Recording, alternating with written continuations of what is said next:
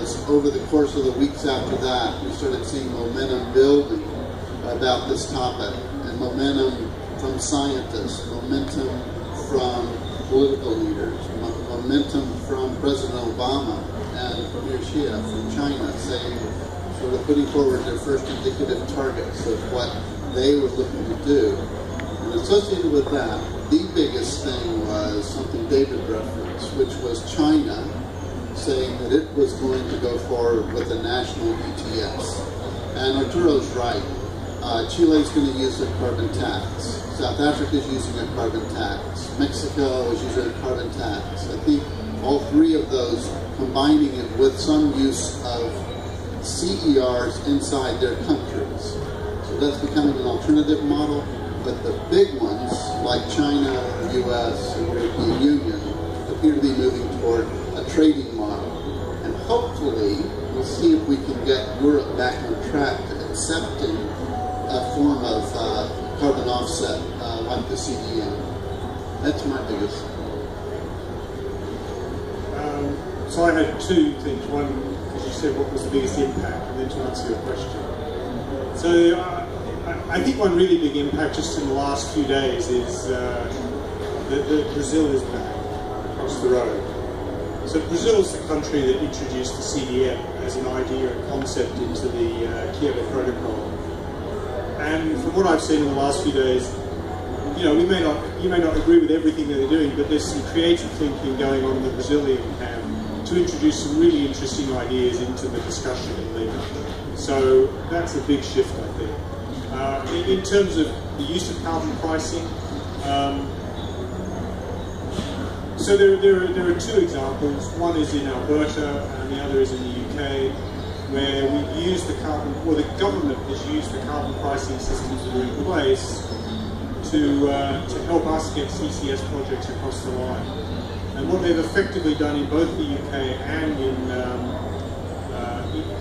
in Canada, where the carbon price isn't high enough for carbon capture and storage, they've introduced mechanisms to amplify the effect, so that we get up to the necessary levels of price to get CCS projects across the line. We're building a project in Canada, and we're very close to finalising an investment decision on a project in the UK, and this is because there are carbon pricing mechanisms in place in those countries.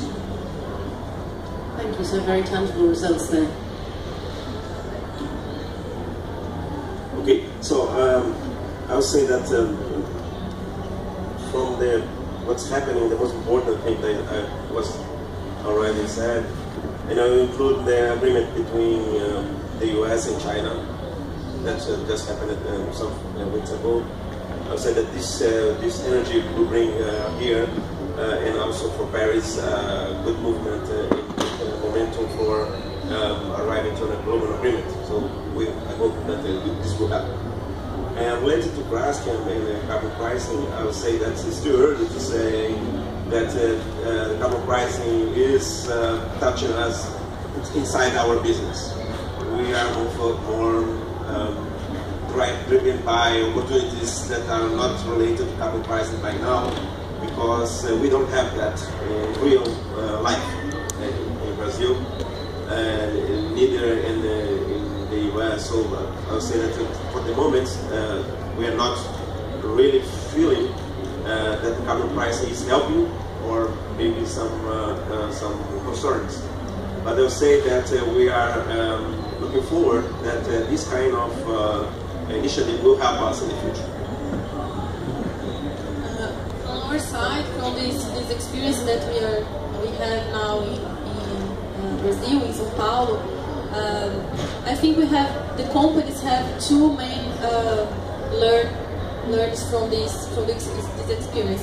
One of them is how to draw a strategy and how to involve other areas inside the companies in order to have a consistent strategy to operate in the market. So they realize that it's not just the sustainability area. One person is going there in the online platform buying or selling the bonds. It's something that is connected to the business, and there are opportunities related to that. So it's evident looking to some companies starting in the beginning of operations and now at the end, how they build their strategies and how they change this strategy in the middle or at some moment of the cycle. And the other important learning is that they have to make their homeworks, because in the beginning of the process, almost all of the companies, for example, opted for relative caps. So, but they didn't realize that to have a relative cap, they should open some information, some very specific information in order to build consistent intensity indicators, and we would have to have one general intensity indicators to compare the different sectors based on only one information. And when they realized that, they came back, they gave up and decided to assume in the beginning of this experience absolute cap. And also we used the intensity indicators in order to make the initial fee allocation. So of course all the companies wanted as much as possible of free initial allocator to begin the process. So they also realized that these indicators impact very strongly their results in the market. And to have consistent indicators, they have to follow their emissions along the year, and also to break this data by units, by plants, and by products in a moment. Why not?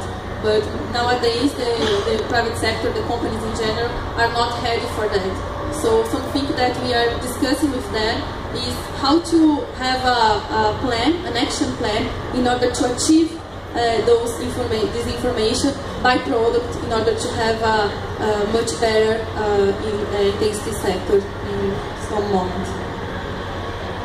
Thank you, Mariana. So we've got China, we've got getting zero carbon technologies like CCS over the line. We've got you need to include it in your company's strategy and robust data that actually brings that into place.